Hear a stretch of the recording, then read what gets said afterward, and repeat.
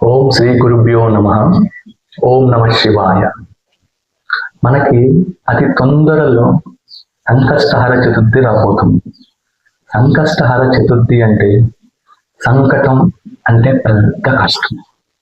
మనం ఫ్రెండ్స్తో అప్పుడప్పుడు అంటూ ఉంటాం కదా, అరే నాకు పెద్ద సంకటంలో పడ్డాను, నేను దాని నుంచి ఎలా బయటపడాలి నాకు తెలియట్లేదు, భయం వేస్తుంది అనుకుంటాం.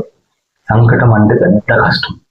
ఆ కష్టం నుంచి బయటపడాలంటే మనం సంకష్టహర చతుర్థి రోజు విఘ్నేశ్వరుని పూజించుకొని భక్తి శ్రద్ధలతో విఘ్నేశ్వరుని పూజ చేసుకుంటే ఆ సంకటం నుంచి మనం బయటపడాలి.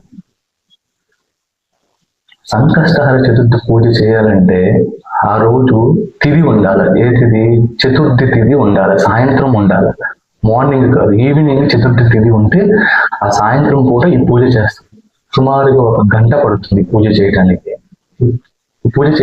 సుమారుగా 1 గంట పడుతుంది మనకి.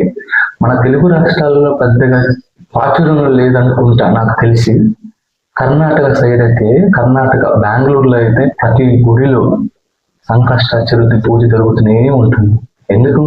మన సాయిబాబా గుడిలో అయితే ప్రతి నెల జరుగుతుంది. ఎంతో బాగా చేస్తారు, అక్కడైతే చాలా బాగా చేస్తారు సంకష్ట చతుర్థి పూజ.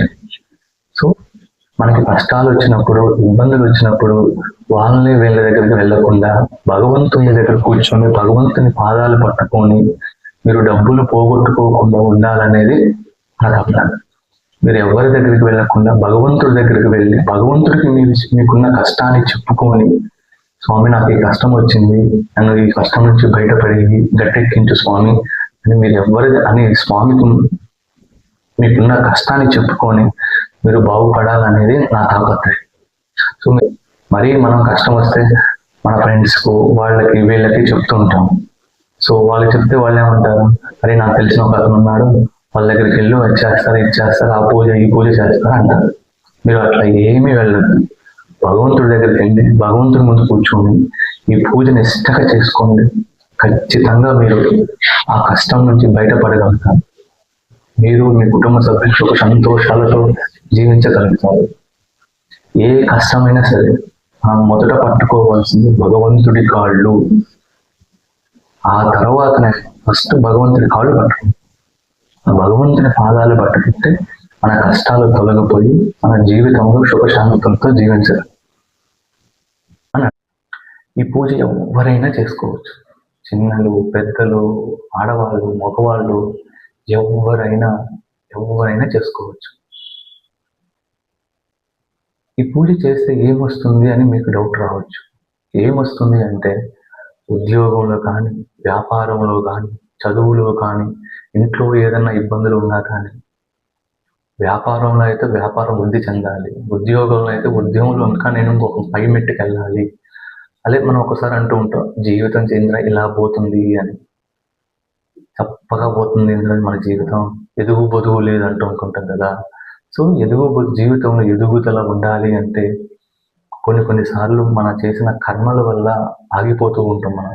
సో ఆ కర్మల నుంచి తప్పించుకోవడానికి భగవంతుడి పాదాలు పట్టుకొని అవి సంకష్టహర చతుర్థి రోజు భక్తి శ్రద్ధలతో మీరు విఘ్నేశ్వరుని పూజించుకోగలిగితే మీరు జీవితంలో హాయిగా సుఖ సంతోషాలతో జీవించగలరు.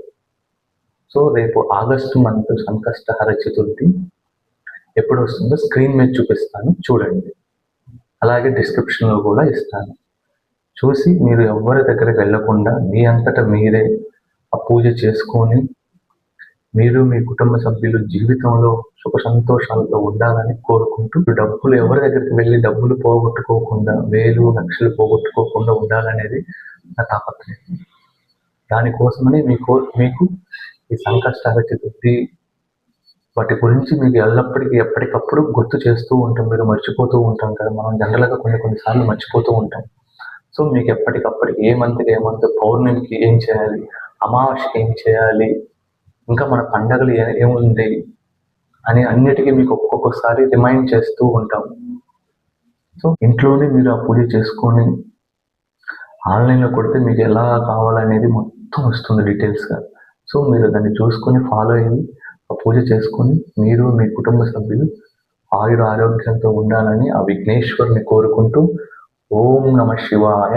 అరుణాచల శివ.